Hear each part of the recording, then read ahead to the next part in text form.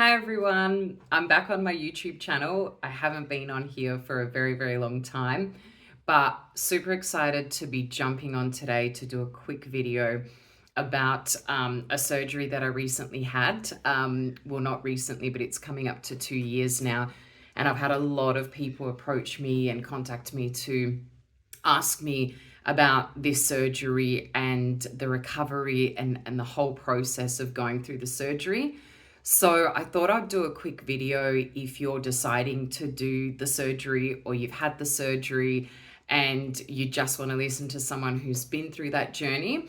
I am not a medical professional at all. This is not medical advice. This is just talking about my journey with the surgery and some of the tips and pointers that I learned along the way.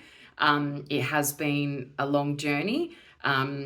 And it's coming up to my 2-year anniversary of having my surgery. So I thought I'd make a quick video to cover some points about this.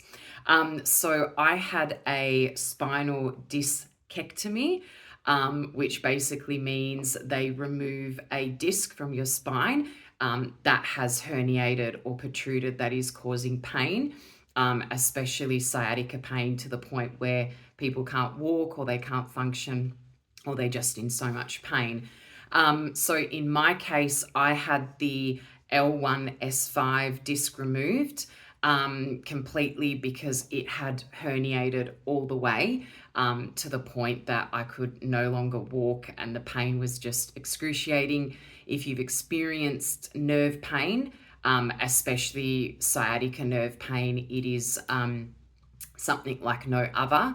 It is one of the most painful things I've ever experienced, and I am very glad to have had the surgery. I don't think there was any way out of it for me apart from having the surgery. So I will go into the beginning where I started to have sciatica pain down my right leg, and I thought that I could just stretch it out in the mornings. Very, very sort of tight and painful, but then halfway through the day, it would get a lot better. So I wasn't too concerned about it in the beginning. And I sort of still kept going to work and pushing along.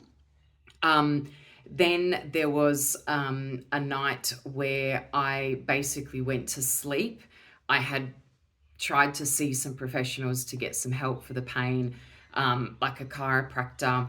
But 3 days later, I basically woke up and I could hardly put any weight on my right leg. I was in so much pain that I went into the hospital. And the first hospital that I went to, they didn't do any scans or anything. They just basically said, look, it sounds like you need to see a physio therapist or you need to see a doctor. The best we can do for you today is pain relief. So I pushed through for about 5 to 6 weeks. And one of the mistakes that I made is not getting a scan or an MRI. I had a lot of doctors saying to me, look, sciatica is really painful, but it normally goes away between 4 to 5 weeks. I was also seeing a physiotherapist where I was in so much pain where they were trying to do some dry needling, putting heat on my leg and my back, but the pain just got worse and worse over the time. And it was very, very hard to live everyday life. I was on painkillers, very strong painkillers for about 5 to 6 weeks. It got to the point where I basically couldn't handle the pain anymore. And I was like, there's no way that I can carry on. This was at the 5-6 week mark and I couldn't sleep. The nerve was just so angry and so inflamed. I felt like my whole body was on fire. And that's when I called an ambulance and went into the emergency room at the hospital. That was the point where I could no longer sit down because the pain was so much. So I couldn't stand, I couldn't sit. All I could do was lay down. And when the ambulance arrived to the hospital, I still had to wait in the waiting room for about an hour, which felt like the longest hour of my life. trying to sit on the chair, and they said you couldn't lay down. It was just a nightmare. Getting into emergency room, I basically said, look, you need to do something with me. There's no way I'm going home like this. And the team was fantastic at the hospital. They got me into a room and a bed straight away. And that's when I waited for the MRI scan. Before I had gone into emergency, I got so desperate that I did a CAT scan, because that's something that was covered with our public health here in Australia. So I was able to quickly get a CAT scan. The registrar in emergency was actually able to access the CAT scan, and that's when he saw something's not right here, and we need to investigate further with the MRI, to the point that waiting to get an MRI, I basically couldn't sit on the chair. I had to go down there in the bed and get pushed out into the bed. That's when the surgeon came and said, we have to go into surgery tonight. And I went, oh my goodness, well, what do you mean? I'm only 37 years old. I can't be having back surgery. I just thought they were going to give me a cortisone injection or something. But basically the procedure went really well. It's quite scary, having to sign lots of paperwork saying if something does go wrong, they're not liable, and it's very, very scary. But I was on a lot of medication, and I thought, this is it. Like, I either get this surgery or I won't be able to live life again. In the morning, when I woke up from the surgery, the fact that the pain was gone was like this, oh my God, feeling. Like I said, my pain was only for about 6 weeks before my surgery. I know many of you are maybe dealing with pain for over a decade or 2 or 3 years, but waking up and that pain being gone and being able to walk to the bathroom felt like a second win in life, which was great. Now, if you are planning to have this surgery, or you've been told that this surgery is your next step, I think it's important to really do your planning. I couldn't do any planning because it was an emergency surgery. But you do need a good team around you, of whether that's physiotherapists, Pilates instructors, or even a personal trainer that has dealt with helping people recover from spinal surgery is so important. After you have the surgery, I mean, the hospital did provide some very basic physiotherapy care where they give you some home exercises to do in your bed, and exercises that you can do, a month from surgery or 2 months from surgery, very basic printouts they give you. But I was in my 3-month recovery period, I was making sure that I was really on top of those exercises. They are not fun, then they're very annoying. Some days you do not want to do them, but those exercises are all to strengthen your core, because you lose so much muscle. Within 6 weeks of not standing on my leg properly, you lose so much muscle in your core, in your leg, and everything like that. And those exercises are there to strengthen up your pelvic floor as well. Yes, so planning is my point. Making sure that if you're going into this surgery, having a team of people around you that can help you in your recovery. I had a really good physiotherapist that I started the Reformer Pilates with at my 3-month mark. I couldn't do much before that. The surgeon basically said, your condition was quite bad, so for 3 months, it's just rest, walking, and your home exercises. The physio was obviously giving me back massages as well to loosen up the muscles. They went really, really tight. Also taping up my back so my posture is good when I'm walking. Even 3 months after my surgery, I still was struggling to do a 20-minute walk. I had to sit down. And I was sort of getting really angry with myself, like, it's been 3 months, I should be back into it. I also tried to start a new job after 3 months, which was a really, really bad idea.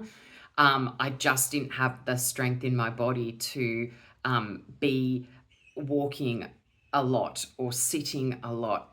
You have to sort of be up and down, I feel.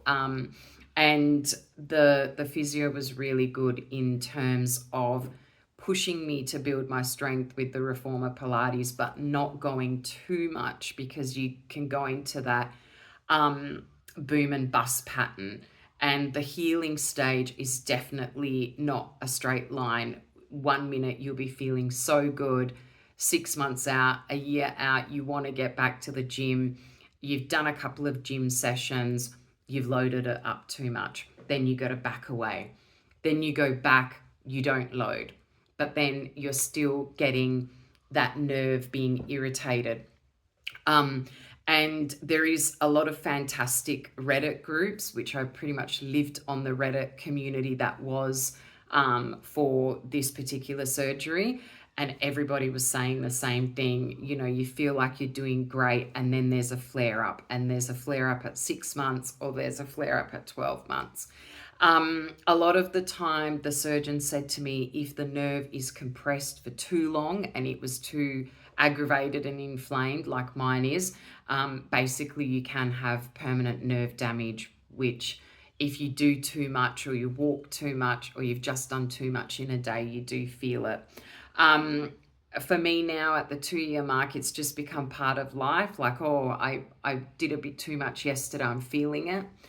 If I do a long day where I'm standing up all day at my job or whatever, I definitely do feel it, and the next day I have to rest.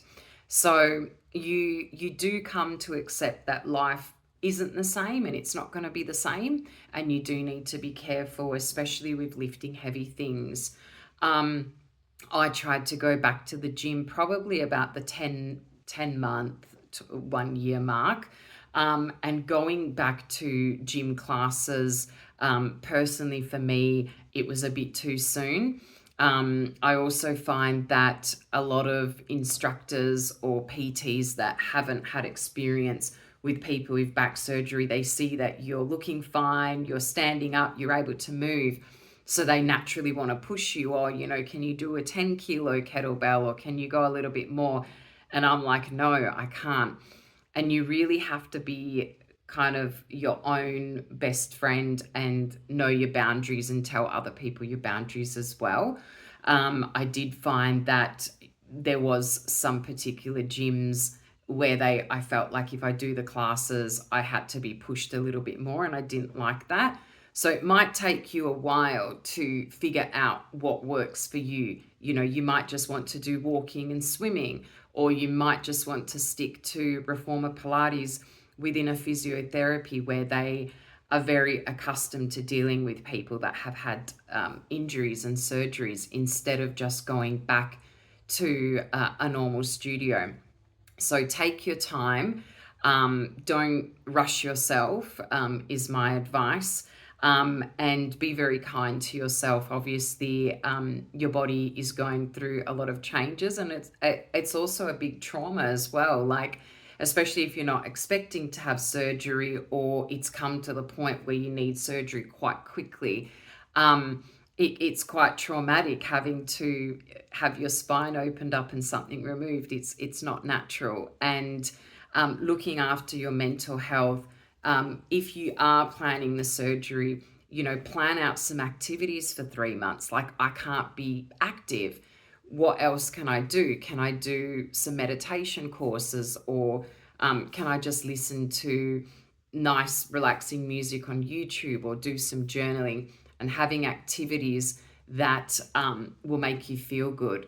For me, I did the SSP program, which is basically like a meditation that supports your vagus nerve, and it helps with anxiety, trauma, a lot of things. I have a video about it. I used my downtime to do that program again, that listening program. And also, like I said, being kind to yourself.